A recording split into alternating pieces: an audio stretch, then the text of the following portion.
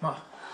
Okay, before you say to me for the 10,000th time about how wrong I was for keeping you and your father apart all your life, I'm going to say my piece. All right? Dante? Okay. Angelo Falconeri.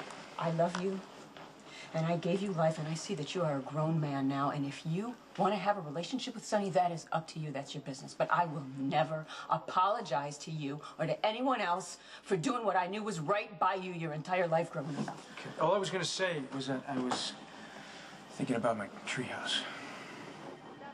You mean that thing that you built in that skinny little elm tree in front of the Giordano's house? Yeah, you tore it down because you said I'd fall and break my neck, and I swore I'd never forgive you. You're all about 6 years old, you know. It's a long time to be carrying that kind of weight. So I had this image of you in my head, tearing nails out and with a hammer in one hand and hanging onto a tree branch with the other. You're my baby. I'm gonna protect you, even if you hate me for it. Look, I know sometimes I can get hot and I say things that are way off base, and sometimes it takes me a long time to realize what a dope I've been.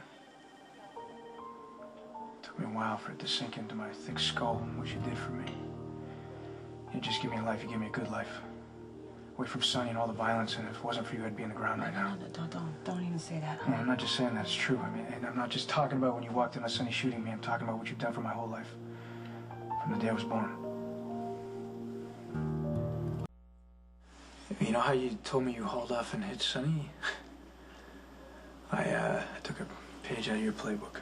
No, you didn't. He's up there trying to tell me that it's your fault that I despise him, that he's a victim, that he'd been deprived of his God-given right to love his son. I mean, but after I hit him, I saw the same guy who pulled the trigger on me. You know, when Lulu found out that I was undercover, she was trying to tell me all the good things about Sonny and how they outweighed the bad. I gotta imagine she's not feeling that way right about now. Well, look, Michael got shot, spent a year in a coma. I mean, Lord knows what hell he witnessed the night Claudia was killed at the cabin. Then he's sent into hiding so he can't tell about what he knows. Kristina, I mean, Alexis did her best. She tried to distance herself from Sonny, but now that kid has major father issues. She had a boyfriend who was beating her. She's in the hospital again because she can't ID the guy because she's worried Sonny's gonna kill him. I thought they said that Kristina was gonna be okay. I mean, her body will heal, but she's gonna have scars like Michael does. You know, grow up with Sonny as a father and get away clean. And man, when I was working undercover, I was lying to those kids every day, and I convinced myself that it was okay because I was putting Sonny in prison and they were gonna be safer because of it. I convinced myself that my lies were to protect them from Sonny. And you did the same thing for me. You're welcome. I said some pretty lousy things to you. You just stood there and took it on the chin, and you didn't deserve any of that. Forget about it. No, that's not gonna happen. I love you, Ma. I lost you, babe. Oh, no such luck. How about that treehouse? Be okay about that? I'm still working on that one.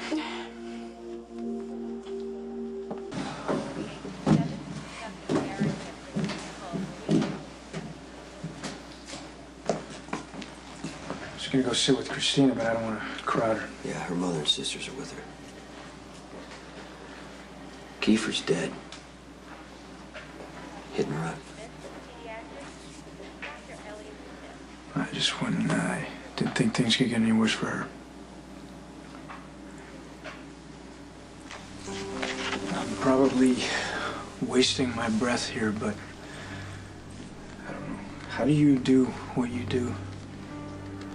What do you mean? Well, you've seen what Sonny does to his kids' lives. I mean, Michael's a mess. His guilt, his anger. Christina's not much better. Morgan's a good kid, but it seems like he's living on borrowed time, too. You care about those kids. I've seen it with my own eyes. And I get that you're being loyal to Sonny. What do you know about loyalty? These are my brothers and my sister we're talking about here, and I want them to have a better life than they do now. So do I. Okay, well then why don't you put aside your hatred you have for me and hear what I'm saying. Protecting Sonny does not protect his kids. It's just the opposite.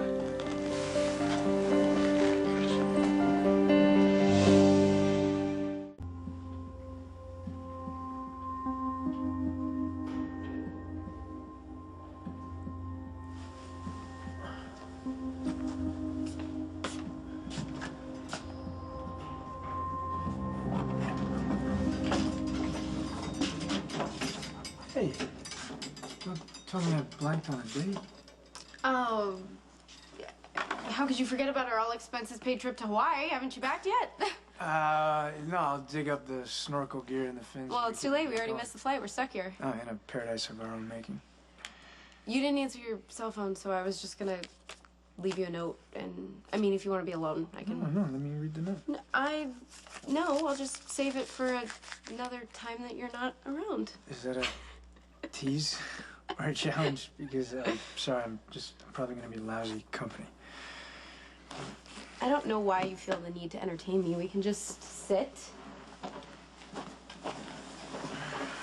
We can talk about whatever's bothering you.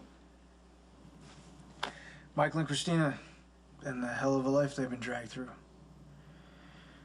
And I finally realized what an ass I've been and how lucky I am. My mother kept me safe from Sonny's world and all the pain that comes along with it. Instead of thanking her, I've been disrespectful, and I'm calling her a liar to her face. I mean, you gotta promise me if I do anything that stupid or arrogant or self-righteous ever again, you'll call me on it, knock me upside the head, make sure it sinks in. I just don't get my mother's taste in men. And she's got no time for Sonny, which is good, because he's a gangster, but then she's with Johnny, who's a gangster. Well, when we first started, I thought you were a gangster. Yeah, but then you found out I was a cop. So I went from a bad boy to a good one without having to switch men. Oh, I'm glad I could make it easy on you. You know what? If this is a phase my mother's going through, sure is a long one. Did your mom date when you were growing up? I mean, I guess she was just busy focusing on me, not that you can blame her. Well, I mean, there had to be guys. Your mom's smoking. That fire scared them all off. Not Johnny. Look, I just apologize for criticizing one of my mother's life choices. I'm not going to turn around and give her grief for another one. Oh, your mom's a grown woman. I just don't think she's who you're worried about. Michael and Kristina, but what can I do? Well, if Michael's... You can't find him, I mean, you can't help him. But even if I could find him, I'm the enemy because I'm taking his father down. And Kristina just needs someone to talk to. You did that. You did that. You helped her admit what happened with Kiefer. That wasn't good enough. See, look, I told you I'd just bring you down. Anyway, mood changer right here, okay? If I can't take you to Maui, I will take Maui to you. So why don't we just turn up the heat, go and hop in the shower, and pretend we're caught in our own tropical storm. Where did you get this music? It was a bachelor party of a detective friend a few years ago. Really? Were there hot hula strippers? Oh, yeah. There was one. Really? You'd have loved him. His name was Douglas. Yum. Commitment ceremony for him and his partner. They're still together. Why can't my mother find someone to settle down with and be happy? Well, maybe Olivia will be happy being single. Sure. Or maybe she missed out on Mr. Right because of me. She was 15. She could have had a whole different life. It took guts for her to have me. She could have taken the easy road and had an abortion.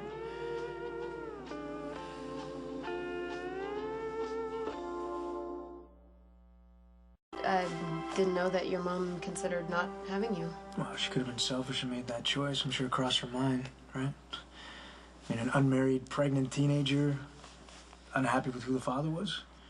I mean, sure, she had family and plenty of support, but she pretty much raised me all on her own. You can't argue with the results. And I dumped on her for doing exactly what she did my whole life, which was protect me. With all the harm that Sonny did to his kids, he did one good thing for Morgan and Kristina and Michael. He had you. What, you going? Yeah, I mean, you got a lot of stuff on your mind. I'm just in the way. Well, no, that could never be, so stay.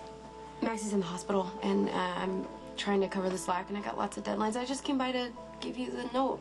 Well, I'd love to read it. Maybe next time. All right, I can't wait.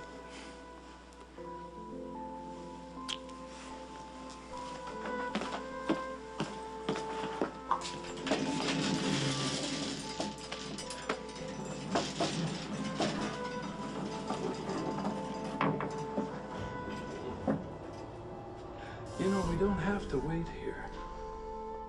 You think it's morbid for me to come back to the place that I got pregnant when I'm about to get unpregnant? No. Whatever you need to do. Well, the clinic said not to eat or drink 8 hours before, but outside of that, I don't know how to prepare for an abortion. Well, I'm pretty sure nobody does.